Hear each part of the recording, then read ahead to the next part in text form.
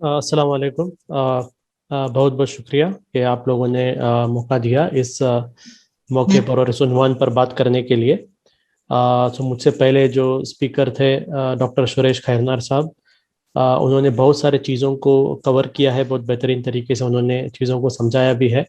उनका भी शुक्रिया अदा करता हूँ। और उन्हीं चीज़ों को मैं थोड़े एक दूसरे तरीके से आप लोगों के सामने मैं एक रखना चाहता हूँ। पहला पॉइंट जो यहाँ पर एक चीज है वो ये है कि फ़लस्तीन का जो इशू है, इस इशू में जायोनिज्म का सबसे बड़ा कामयाबी ये था कि उन्होंने फ़लस्तीन के इशू को एक नाम दे दिया कि एक फ़लस्तीनियन इशू है।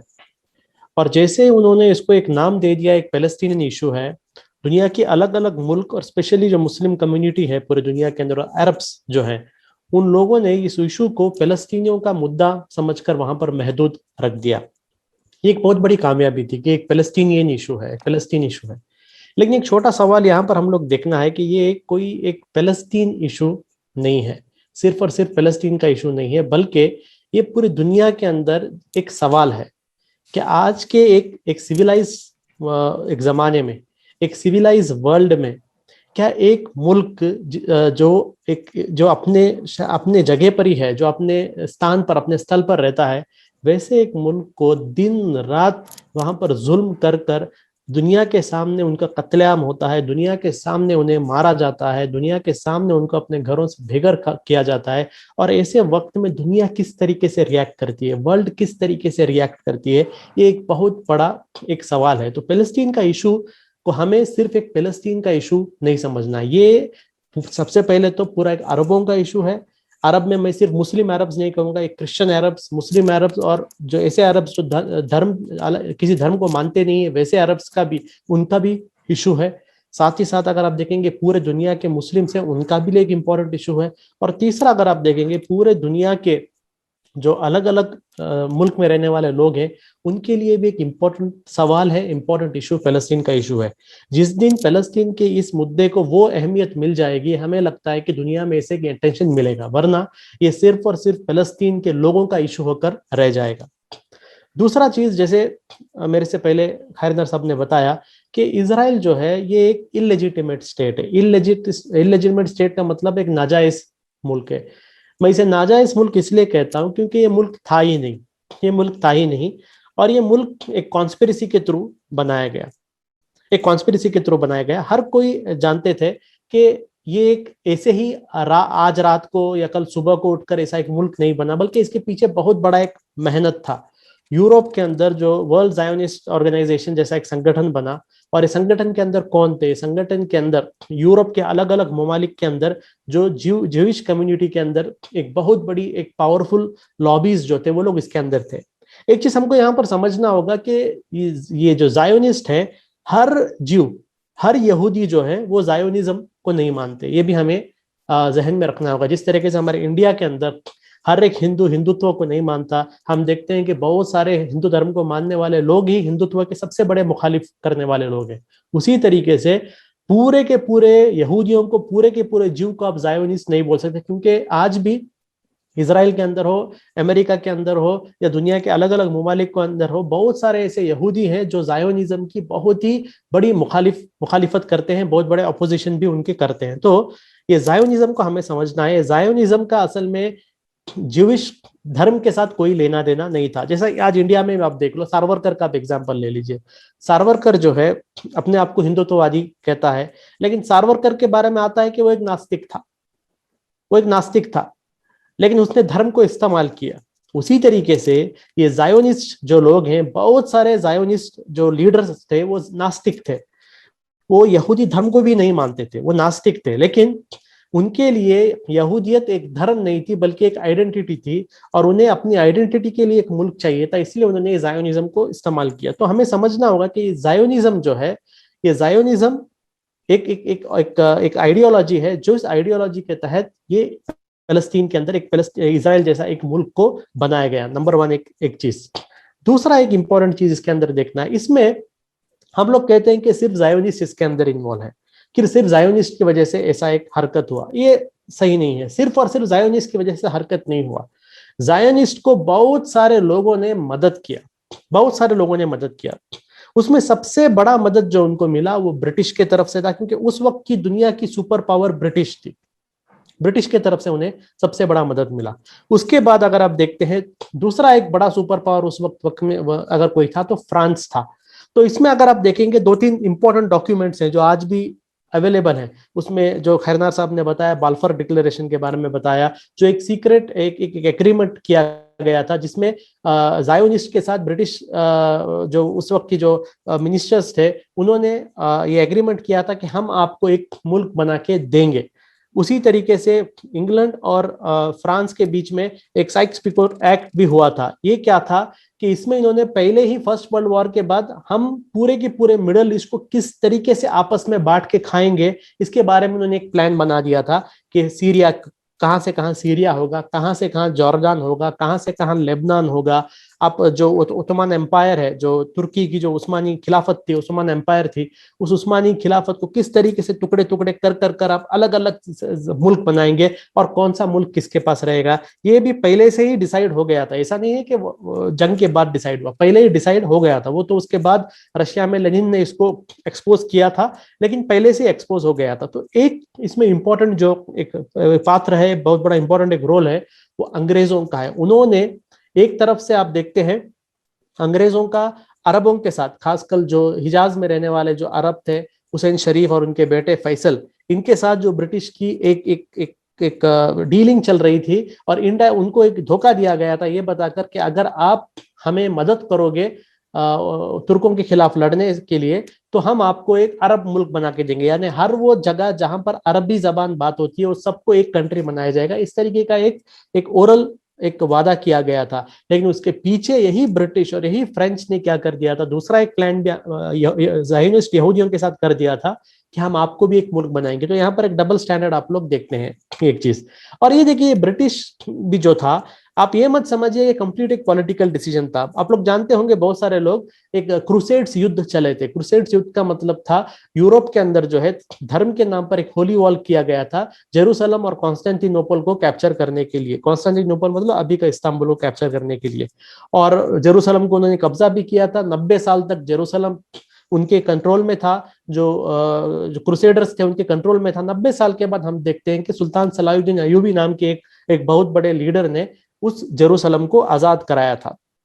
अब सलाहुद्दीन जो है हमेशा से ही यूरोप के सबसे बड़े एक दुश्मन थे। इसलिए आपको याद रहना चाहिए कि जब 1917 में जब फिलिस्तीन को अंग्रेजों ने जीत लिया, जब अंग्रेजों की आर्मी, जनरल एलएनबी की आर्मी जब फिलिस्तीन को पहुंची, जेरूसलम को पहुंची, जेरूसलम को पहुंचने के बाद जब वहां पर प्रेस के साथ जब बात किया जनरल एलएनबी ने, उन्होंने अपने प्रेस के स्टेटमेंट में ये कहा कि आज क्रूसेड आखिरकार खत्म हुए। यानी क्रूसेड तो ऑलमोस्ट 500 साल या उससे पहले खत्म हो गए थे, ऑलमोस्ट 800 साल पहले खत्म हो गए थे क्रूसेड। लेकिन 800 साल पहले खत्म हो गए थे, लेकिन फिर भी आप देखिए यूरोप के अंदर अभी भी था कि जब तक हम जेरूसलम, जब तक हम फिलिस्तीन वापस मुसलमानों के पास से छीन के नहीं लेंगे, तब तक हमारा क्रूसेड खत्म नहीं होगा। तो ये हमेशा से यूरोप के दिमाग के अंदर ये एक नफरत था कि उन्हें फिलिस्तीन को वापस जीतना था मुसलमानों से। दूसरा एग्जाम्पल आप ले लीजिए, जो फ्रांस के जो एक जनरल थे उसी वक्त में, हेनरी गोराज जिनका नाम था, जिनकी फ्रेंच आर्मी दमास्कस जीती। यानी ब्रिटिश आर्मी ने फिलिस्तीन जेरूसलम को जीत लिया, और फ्रेंच आर्मी जब दमास्कस को पहुंची, यानी सीरिया को पहुंची, दमास्कस में जाकर उन्होंने क्या किया, दमास्कस में जाकर हेनरी गोराड ने जाकर सुल्तान सलाहुद्दीन अय्यूबी की जो कब्र है, उस कब्र को लात मार के कहा कि सलाहुद्दीन हम लोग वापिस आ गए हैं, सलाहुद्दीन उठो, हम वापस आ गए हैं। इसका मैं दो एग्जांपल का मतलब ये है, ऐसा मत समझिए कि एक ब्रिटिश का पॉलिटिकल डिसीजन था। पॉलिटिकल था ही, साथ वो हजारों सालों से जो एक अरबों के खिलाफ, मुसलमानों के खिलाफ जो एक नफरत था जेरूसलम हारने की वजह से, वो नफरत का इजहार भी उन्होंने किया। और तीसरा एक इंपॉर्टेंट पॉइंट है, ये भी हमें नहीं भूलना चाहिए, वो ये है कि इसमें अरब्स भी इन्वॉल्व थे। जो ब्रिटिश की जो आर्मी जाकर फिलिस्तीन को जीतती है, उस ब्रिटिश आर्मी के अंदर कौन थे? उस ब्रिटिश आर्मी के अंदर अरब्स भी थे। वो ब्रिटिश आर्मी के अंदर मुस्लिम अरब्स भी थे। जो ब्रिटिश आर्मी दमास्कस को जाकर दमास्कस जीतती है, उस आर्मी के अंदर कौन थे? उस आर्मी के अंदर अरब्स भी थे। यानी अरबों ने भी ब्रिटिशों का साथ दिया उस वक्त में एक धोखे के सिलसिले में, मतलब इतने बेवकूफ थे कि समझ रहे थे कि इनको अंग्रेज एक मुल्क बना के देंगे। लेकिन आगे हमने देखा अंग्रेज ने क्या किया। अंग्रेज को असल में चाहिए था और यूरोपियन पावर्स को असल में एक नया मिडिल ईस्ट बनाना था, उन्हें एक नया मिडिल ईस्ट बनाना था। इसलिए अगर आप पूरी दुनिया का मैप देखेंगे, हमारे इंडिया का मैप आप लोग देख लीजिए, हमारे इंडिया का मैप कैसा है, आपको उसमें बहुत कर्व नजर आ जाएंगे, बहुत ही टेढ़े मेढ़े बॉर्डर्स नजर आ जाएंगे। लेकिन आप मिडिल ईस्ट के लोगों का मैप देखिए, आप मिडिल ईस्ट का मैप देखिए, ऐसा लगता है कि दो लोगों ने बैठकर हाथ में एक रूलर लेकर पेंसिल लेकर बनाया, यानी पूरे स्ट्रेट स्ट्रेट लाइंस। ये पूरे जो है असल में एक ही मुल्क थे, एक ही प्रोविंस थे। इस प्रोविंसेस को जो है आप ये ले लो, आप ये ले लो, मैं फ्रांस को ये दे दूंगा, इनको ये दे दूंगा और पैलेस्टीन अपने लिए रख दूंगा, ऐसा नाम का एक एक एक एक, एक बंटवारा किया गया। और बंटवारा भी इस तरीके से किया गया कि पैलेस्टीन को ब्रिटिश के कंट्रोल में रखा गया, ताकि जो इससे पहले बाल्फोर डिक्लेरेशन एग्रीमेंट किया गया था उसके तहत पूरे यूरोप से यहूदियों को लाकर उधर जबरदस्ती बसाया जाए। ये गलतफहमी में मत रही है कि यहूदी जो है हिटलर के हमले के बाद यहां पर आए, ये गलत है, ऐसा नहीं है। मुझसे पहले सुरेश करना साहब ने ये भी क्लैरिटी दिया है कि 1917 से ही यहूदी वहां पर आना शुरू कर दिए थे। हम देखते हैं कि हिटलर का उरूज जो है 1930 के बाद हुआ। तो ऐसा गलतफहमी में मत रही है, जो गलतफहमी फैलाई जाती है कि यूरोप के अंदर हिटलर ने और मसूलनी ने जो यहूदियों के साथ जुल्म किया इसलिए यहूदी भाग के आए, ये गलतफहमी है। उससे पहले ही वो लोग आ रहे थे और उन्होंने ग्लोबल एक सिंपैथी के लिए यहां तक किया, ज़ायोनिस्ट ने यहां तक किया कि जो यहूदियों का जहाज यहूदियों को लेके आ रहे थे उस जहाज को भी उन्होंने डुबा दिया, उस जहाज को भी उन्होंने मार दिया, ये दिखाने के लिए कि लोगों के दुनिया में इनके लिए एक सिंपैथी लाने के लिए। ये एक चीज हमें जानना है कि ये ऐसे ही नहीं हुआ, इसके पीछे एक प्लान था, ताकि हमेशा के लिए पूरे अरबों के बीच में कंट्रोल के लिए एक ज्यूइश कंट्री वहां पर बनाया जाए। और हम लोग देख रहे हैं उसमें कामयाब भी हो गए। आज भी अगर आप देखेंगे एक पूरे अरबों के लिए एक सरदर्द एक इजरायली मुल्क वहां पर बना हुआ है। दूसरा चीज अगर आप वहां पर देखेंगे, फलस्तीन नाम का मुल्क अभी दुनिया में नहीं है। हम लोग कहते हैं फलस्तीन फलस्तीन, लेकिन फलस्तीन नाम का मुल्क दुनिया के अंदर नहीं है। फलस्तीन के नाम पर दो छोटे छोटे पीस को दे दिया गया है, दो छोटे छोटे पीसों को दिया गया है। एक पीस का नाम है गाजा पट्टी, बहुत छोटा एक एरिया है। दूसरे तरफ और एक छोटा सा एरिया है जिसको वेस्ट बैंक कहते हैं, यानी जो जॉर्डन की नदी है उस नदी का वेस्टर्न हिस्सा जो है उस हिस्से को दे दिया गया था।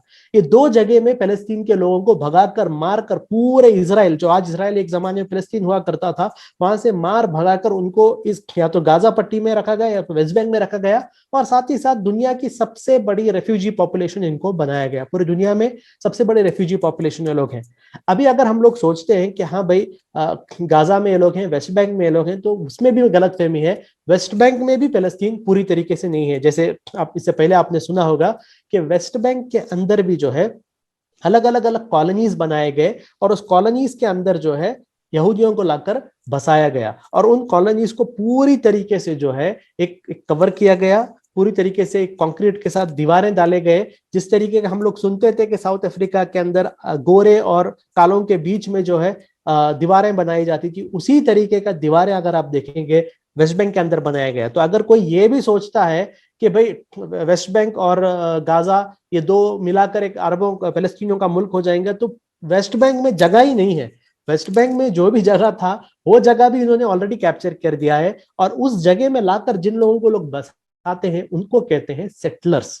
जो बार बार आप नाम सुनते हैं सेटलर सेटलर। सेटलर कौन है? सेटलर वो है जिनको गाजा और वेस्ट बैंक के जो इलाके हैं, फलस्तीनियों के इलाके हैं, उन इलाकों में जबरदस्ती लाकर पूरी तरीके से एक बाउंड्री करके पूरा इंफ्रास्ट्रक्चर बनाकर जबरदस्ती बसाया जाता है, फलस्तीनियों को घरों से भगाकर, उन्हें कहते हैं सेटलर्स। और आज जो वेस्ट बैंक पर जो दंगे हो रहे हैं, दंगे में अगर आप देखेंगे यहूदियों की आर्मी या पुलिस पीछे रहती है, सामने ये सेटलर्स होते हैं जो दंगे करते हैं, जिनको पूरी दुनिया से लाकर वहां पर बसाया गया था। शेख जर्राह का मामला जो अगर आप लोग देख रहे हैं, शेख जर्राह का मामला भी यही है। इसी तरीके से एक एक कर करके जो नेबरहुड को खाली किया जाता है। और शेख जर्राह जो है ये उस इलाके में है जिस इलाके को हम लोग अल-कुद्स कहते हैं। मुसलमानों के लिए भी बहुत एक अहम जगह है अल-कुद्स।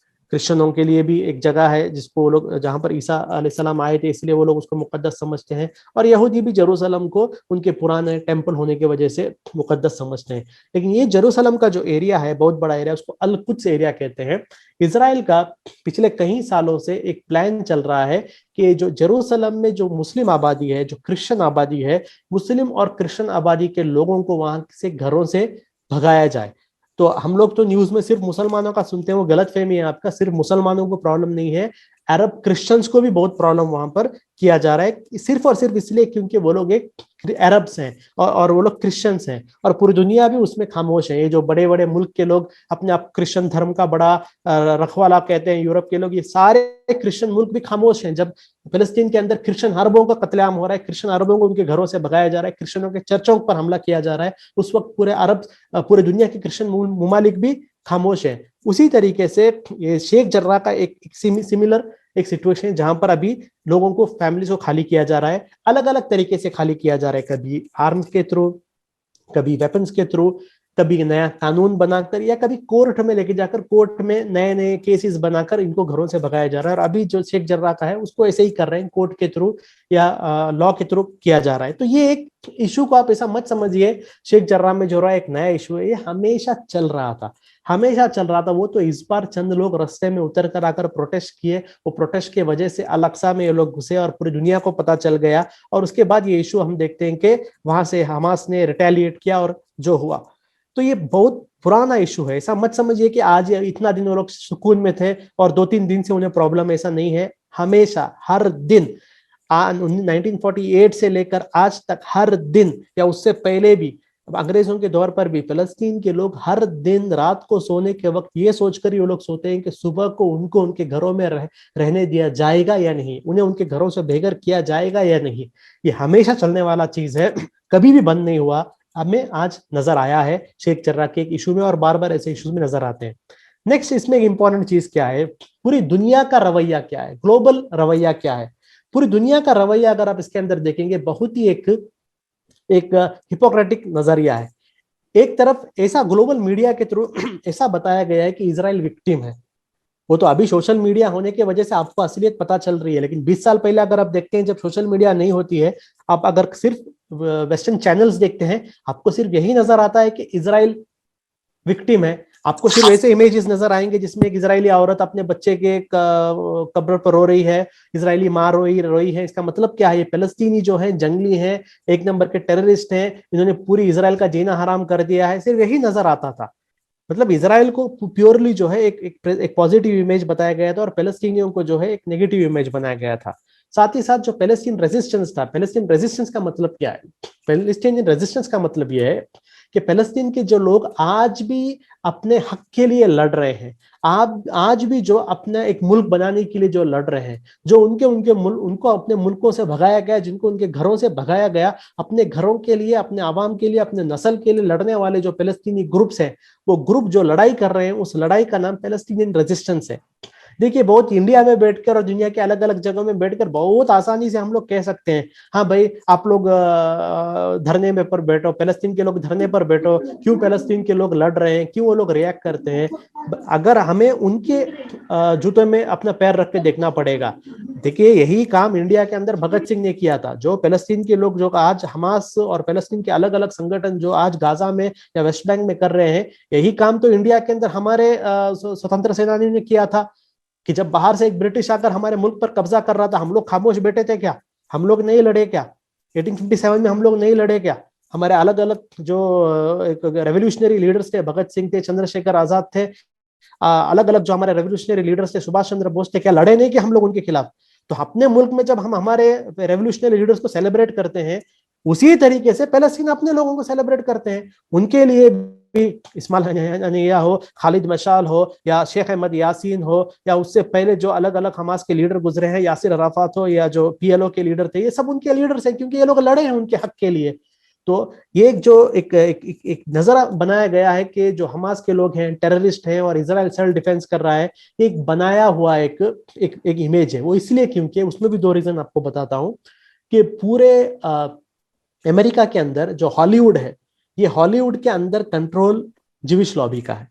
मुझसे पहले जो खैरनार साहब ने बताया कि ज्यूइश लॉबी एक पावरफुल लॉबी है, बहुत पैसे वाली लॉबी है। तो अमेरिका के अंदर जो स्पेशली हॉलीवुड है, ये हॉलीवुड को ज्यूइश लॉबी कंट्रोल करती है। बड़े बड़े, आप स्टीवन स्पीलबर्ग देखो, ये सब बड़े बड़े जो लोग थे, ये सारे लोग ज्यूइश ही हैं। साथ ही साथ जो बड़े बड़े मीडिया हैं, जैसे रूपर्ट मर्डॉक हो या फिर CNN के जो अभी का एग्जीक्यूटिव है, सारे ज्यूज हैं। यानी जो बड़े बड़े न्यूज चैनल्स, बड़े बड़े हॉलीवुड मूवीज और जो भी पब्लिक कम्युनिकेशन सिस्टम होता है, ये सारे चीजों पर इनका कंट्रोल है। इसलिए ये कोई भी एक नजरिया बना सकते हैं।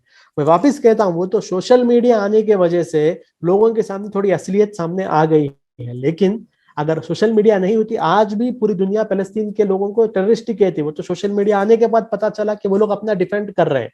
ये एक चीज हमें याद रखना है कि हमास हो या जो भी पैलेस्टीनी रेजिस्टेंस हो, वो जो लोग कर रहे हैं वो उनका हक है करना। उनकी जगह हम होते हम भी वही करते, क्योंकि हमारे मुल्क में अगर कोई आकर हमला करता है, हम भी नहीं छोड़ेंगे। कल चाइना हमारे मुल्क पर हमला करेगा, हम चाइना को नहीं छोड़ेंगे। कल या पाकिस्तान या श्रीलंका या कोई भी दूसरे मुल्क हमारे मुल्क पर हमला करेंगे, हम भी नहीं छोड़ेंगे। हमारे पास जो जो हथियार रहेंगे, हथियार लेकर हम अपने मुल्क की हिफाजत करेंगे। उसी तरीके से पैलेस्टीन अपने मुल्क की हिफाजत कर रहे हैं, और उसमें कोई भी दो राय नहीं होनी चाहिए। They have the right to defend themselves. आज पूरी दुनिया कह रही है कि इजराइल को अपना दिफा करने का हक है, तो पैलेस्टीनियों को भी हक है अपना दिफा करने का, पैलेस्टीनियों को भी हक है अपना मुल्क रखने का। और आखिरी चीज में अपनी बात खत्म करता हूं। देखिए, बहुत बड़ा एक सवाल आता है इसके अंदर कि अमेरिका क्यों सपोर्ट नहीं कर रहा है। अमेरिका बोस्निया को चला गया, वहां पर जब जंग हो रही थी अमेरिका ने अपनी आर्मी को भेज दिया। वहां जब यूगोस्लाविया की जंग चल रही थी, अमेरिका ने अपनी आर्मी को भेज दिया।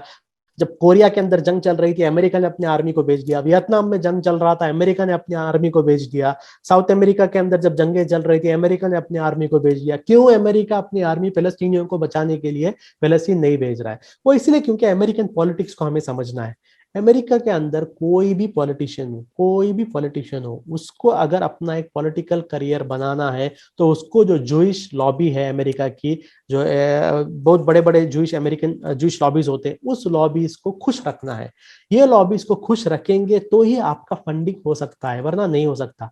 और चाहे वो डेमोक्रेट्स हो या चाहे वो रिपब्लिकन्स हो, ये दोनों को फंडिंग, बहुत बड़ा एक फंडिंग इनको जो है जूइश लॉबी के थ्रू आता है। इसलिए आप देखेंगे अमेरिका के अंदर ये दो पार्टी को छोड़कर तीसरा कोई आ ही नहीं सकता, तीसरा किसे आने ही नहीं देंगे। अभी बर्नी सैंडर्स नाम के एक डेमोक्रेटिक पार्टी के अंदर एक बहुत बड़े कैंडिडेट थे, जो एंटी इजराइल जिनका एक स्टैंड है, एंटी जायोनिज्म जिनका स्टैंड है, उनको आने नहीं दिया जा रहा है।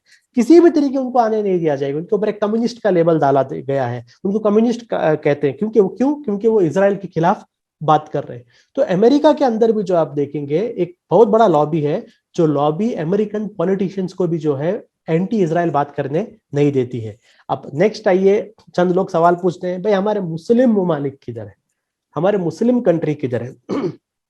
सिंपल जवाब ये है, दुनिया के अंदर किसी मुस्लिम कंट्री के अंदर जो है ऐसा एक ताकत नहीं है, मिलिटरीली हो या फिनेंशियली हो, इकोनॉमिकली हो, कि वो सीधे सीधे सामने आकर इसराइल को चैलेंज कर सके।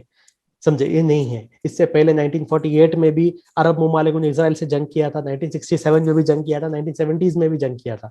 और तीनों बार जो था, जो पीछे से अमेरिका का जो सपोर्ट इन्हें मिलता है, इसराइल को जो वेपन्स इन्हें मिलते हैं, जो अमेरिका ने तो 1967 में तो हवाई से, आसमान से टैंक्स को उतारे थे। यानी इसराइल को जो वेपन्स चाहिए थे, वो वेपन्स के लिए आसमान से उन्होंने, अमेरिका ने अर्जेंटली टैंक्स को उतारे थे और पूरे वेपन सप्लाई इसराइल को कर दिए थे। तो ये जो एक बैकिंग है इसराइल को, ये अमेरिकन बैकिंग जो है, ये अमेरिकन बैकिंग की वजह से मुस्लिम ममालिक भी कुछ नहीं कर सकते। देखिए, मुस्लिम ममालिक स्पीचें कर सकेंगे, मुस्लिम बड़े बड़े लीडरान जो है, किसी भी मुल्क के हो, चाहे तुर्की के हो, ईरान के हो, किसी भी बड़े बड़े मुल्क के जो लीडरान हो, ये बड़े बड़े स्पीच कर सकेंगे, बड़े बड़े स्पीच करेंगे ये लोग, ये है वो है, लेकिन इनके पास से कुछ होने वाला नहीं। किसी के अंदर भी हिम्मत नहीं है गट्स लेकर, एक डिसीजन लेकर अपनी आर्मी को पैलेस्टीन को बचाने के लिए भेजे। कोई भी अपनी आर्मी को नहीं भेजेगा, सिर्फ स्टेटमेंट दे सकेंगे, प्रोटेस्ट करेंगे, यही करेंगे, कोई अपना आर्मी नहीं भेजेंगे। सबके पास आर्मीज है, सबके पास सब कुछ है, लेकिन कोई भी फलस्तीन के हिफाजत के लिए नहीं भेजेगा। वो इसलिए क्योंकि बैतुल मुकद्दस को बचाने की पूरी जिम्मेदारी फलस्तीनियों के सर पर डाल दी है। हालांकि बैतुल मुकद्दस को बचाने की जिम्मेदारी